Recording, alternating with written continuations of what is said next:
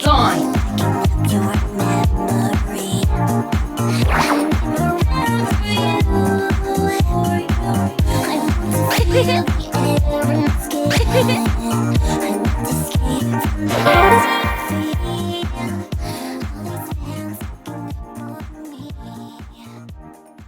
Popslinger.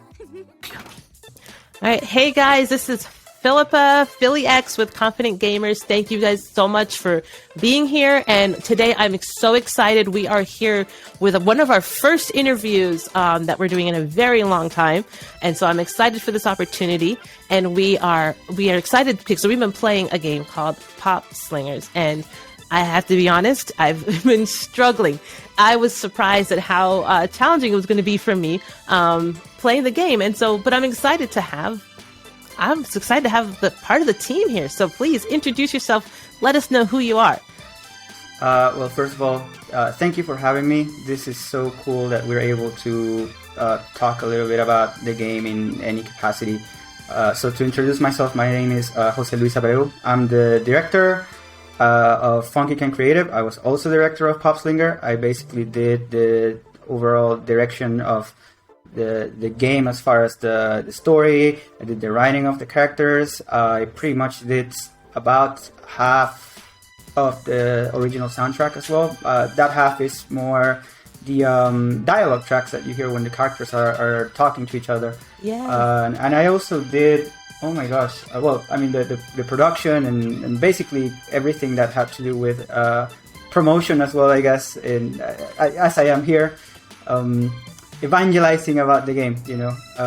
So it's very, very fun. It has been a wonderful experience because it has also been my first self-published title.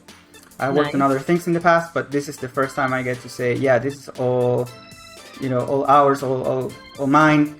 And, you know, it just makes me very happy to talk about it. Yes, awesome.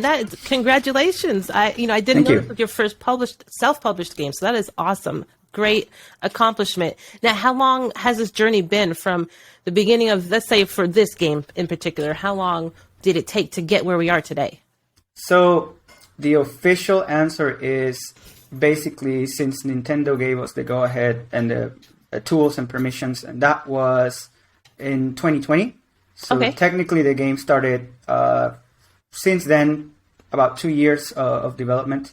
We basically wrapped up in late November of last year. Okay. And then, but the idea of the game actually came up probably in 2017.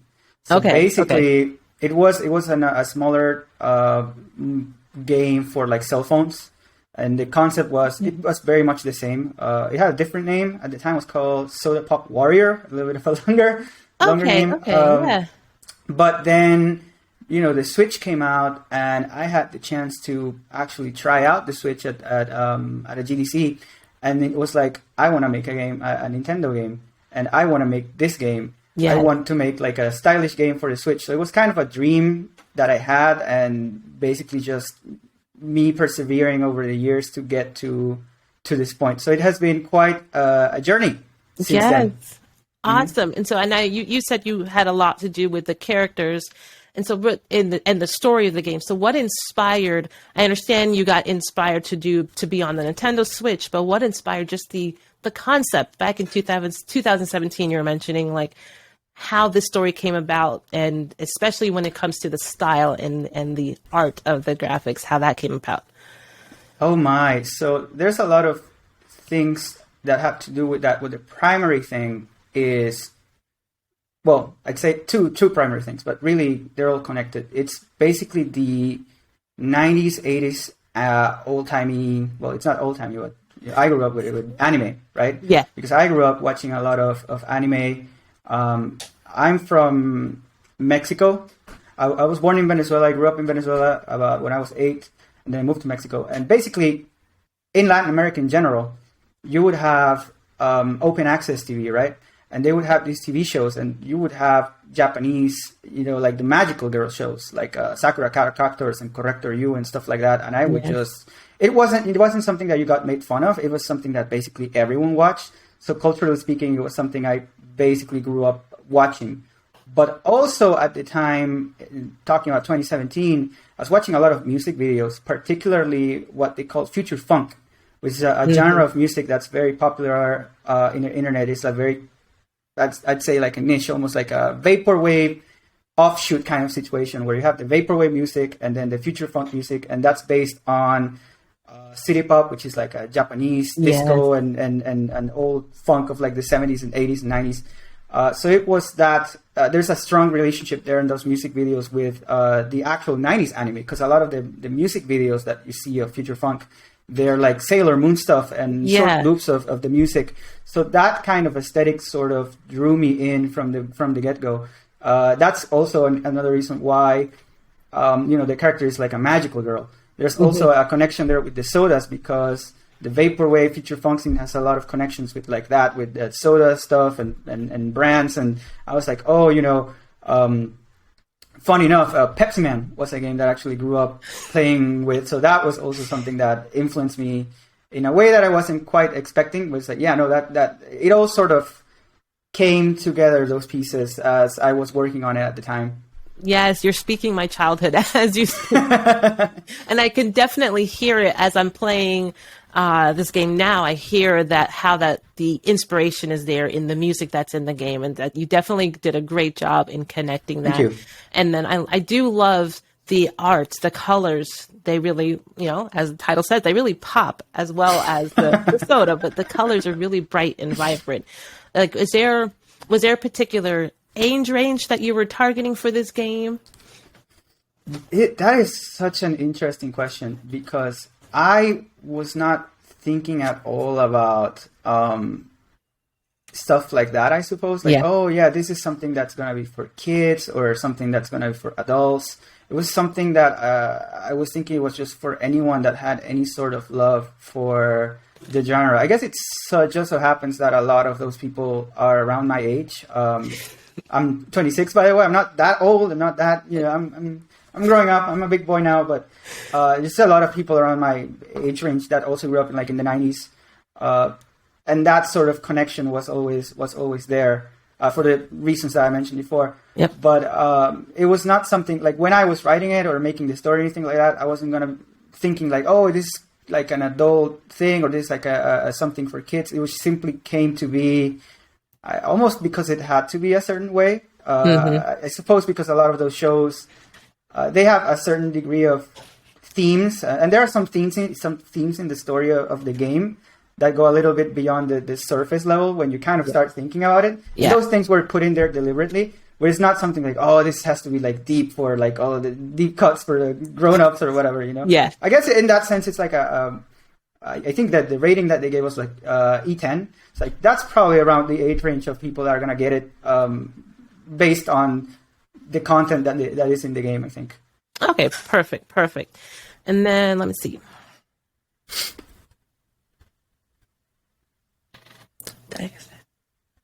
Oh, okay. I'll just edit that little pause out. So I know, you obviously, looking at the game, it's available on the Switch. Was that designed that way? Did you only want to focus on the Switch, or do you have hopes to maybe bring it to other platforms as well in the future? Well, it's like this. It was something that I wanted to make on a Nintendo platform because, I guess it's almost like a childish thing. It's like, what kid doesn't want to make their own Nintendo game, right? So it was a little bit of that. Yeah. And also the factors that we didn't really have a lot of resources at the time, and I say this very often. It's like Popslinger was basically made out of nothing, really. Obviously, people were getting paid. We got the money. We, had day jobs I was working at. But I was like, okay, we can make one good thing with the things that we have, or we can try and make it for several other platforms and just kind of get into all of those little factors that could mess up the process. So it really was me kind of trying to focus on one thing at a time, and trying to get it to be the best it could be given our resources and given the permissions that we have. Yeah. But really now, I think my goal has become to get this game to as many people as possible, right? Depending on engaging the reaction of the people, which was something that I was very scared of at the beginning. Because like, oh, they could, people might not like it. So it's like, what would be the point of getting it out there if people don't like it? but clearly people have been very vocal about getting it to other platforms. So it is something that we're definitely looking at and trying to see what we can work on. Right now, what I can say is, very interestingly, is just trying to get it to other regions has been a challenge. For instance, there's been a very vocal kind of audience in Japan that wants the game. And it was really funny because it's not that it wasn't part of the immediate plans or anything. It was like, okay, let's just focus on what we can do, because we only we speak English or whatever. Then we can think about maybe getting a translator to other languages and get out there.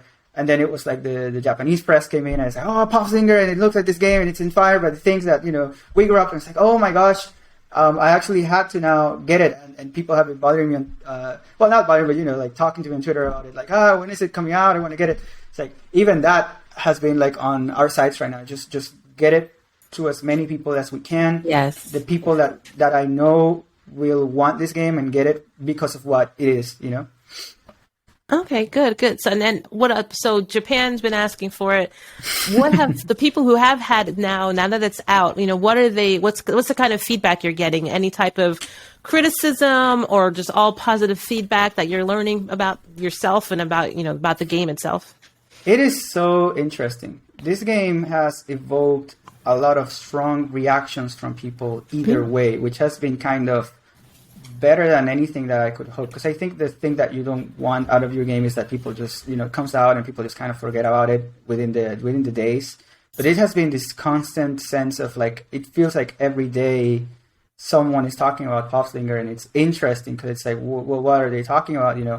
Are they talking about if it's like a terrible game or whatever? And it's like, no, they seem to enjoy different aspects of it, which I think is something that is very special about this game, is that it is not something that I said like, oh, well, everyone's going to enjoy it because everyone likes the things that I like or that the teams like. And it's like, no, you're going to get an audience, which is the thing that I was looking for, particularly, the animation fans, the 90s anime fans, the music fans, because, this is a very musical game.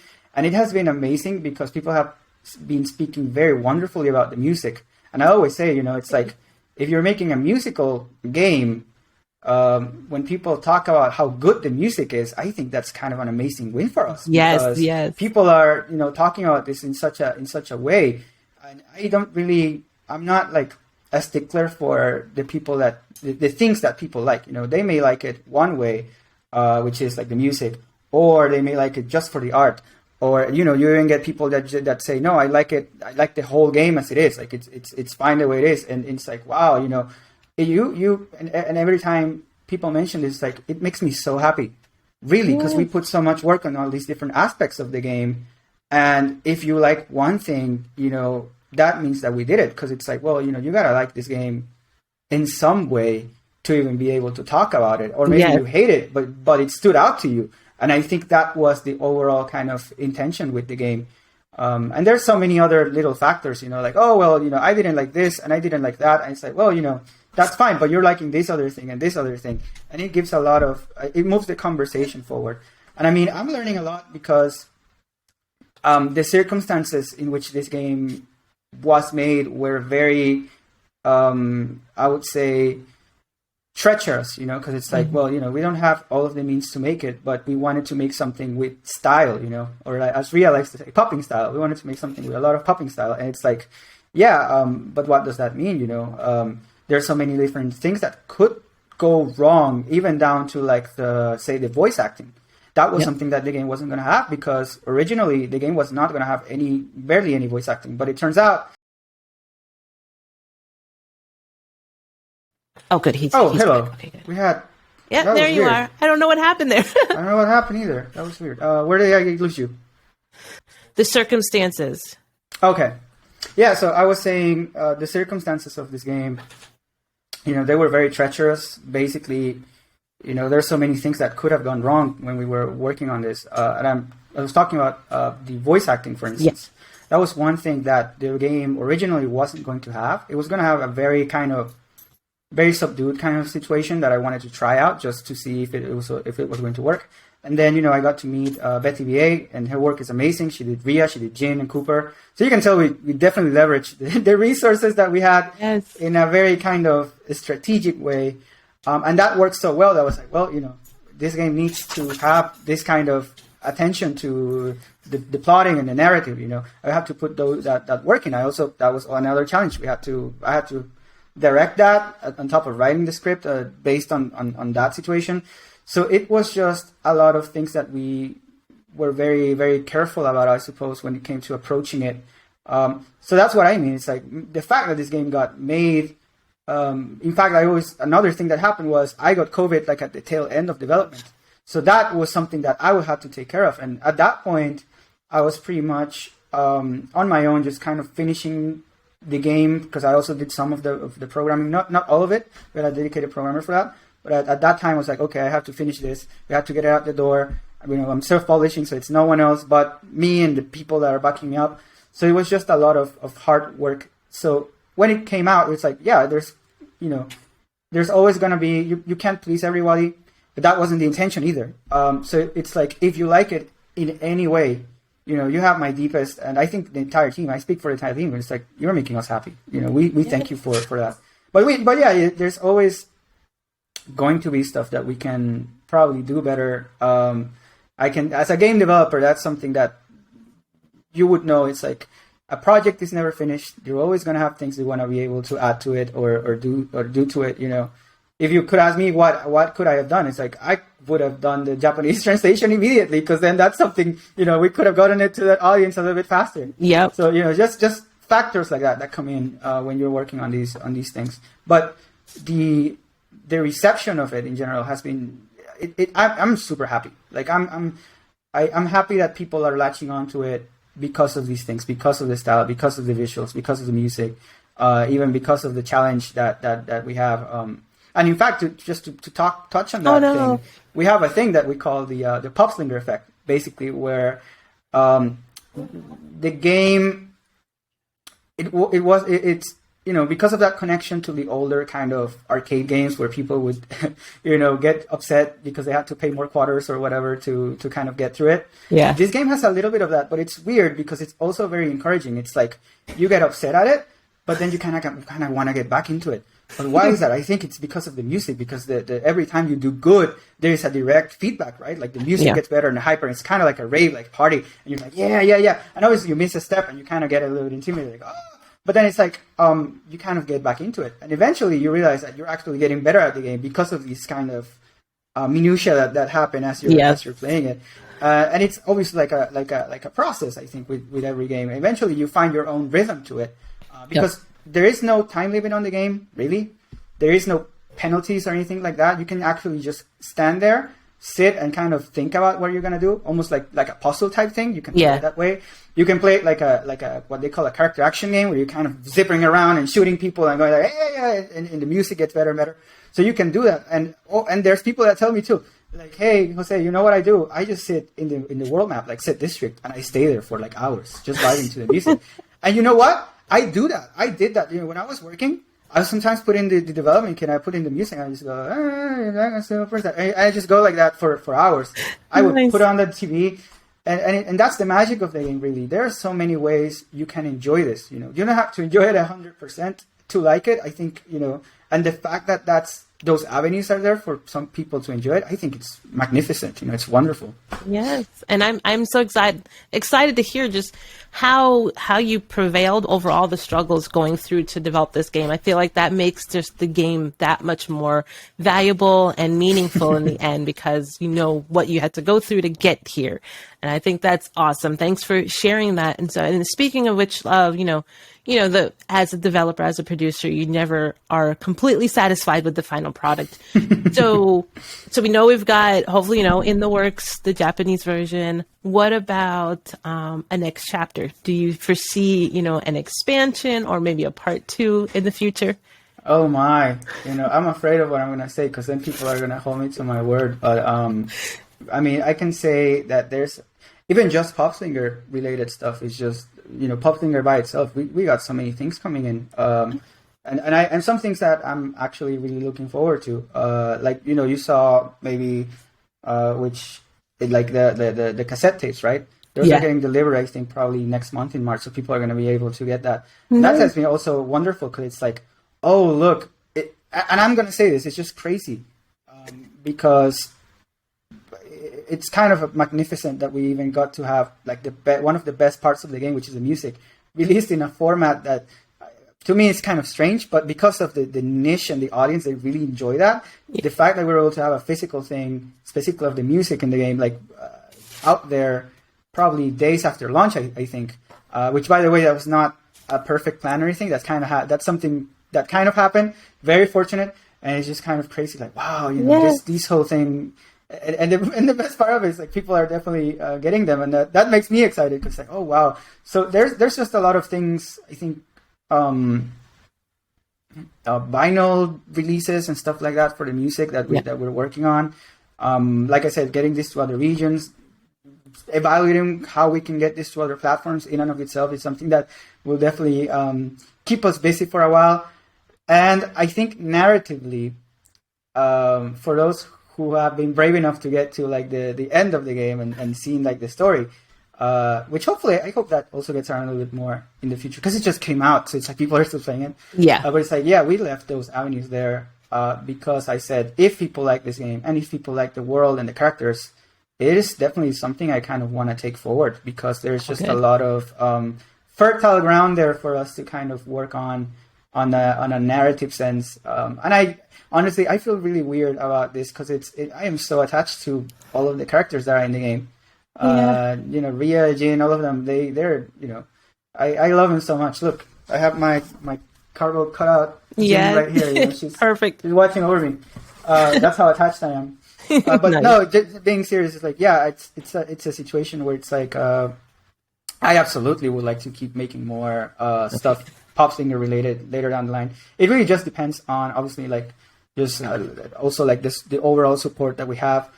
Which right now, being honest, looks pretty good. So I'm confident that it is something that if given a chance, then I would go down and make some and kind of expand on that for sure. Awesome. I look forward to learning and watching about it and seeing when it comes out. So, and speaking of support that you get, how can people support you now and connect with you, learn about the game? Where should we send them? So first is the Twitter account at FunkyCanDev, or just look at FunkyCan Creative, and I think it's one of the first results. We are basically in there almost every day, just posting artwork and music and little moments of the game and sharing things that to the people that want to see that stuff. So we are very active on Instagram as well as also FunkyCan Creative on Instagram. Okay.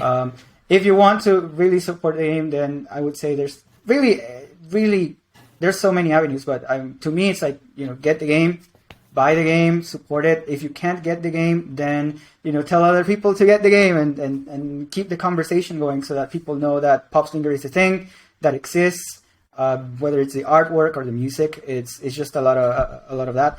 But also, you can support us by, I believe if the cassettes are still available by the time this recording is over, then please get the cassettes, because that is also when you are, which is funny to me, by the way, and I don't think people mean this in a malicious way or anything like that, because some people say, "Oh, I'm just gonna buy the music for it. I'm not gonna buy the game. I'm just gonna buy the music." It's like, oh, that's great because you're also supporting us, because the studio helped compose a big chunk of the music. It wasn't just the amazing work of Toyama. It was a collaboration, true and true. So there's you can get the music on the Neon City Records Bandcamp right now through the cassette tapes. You can buy the music there.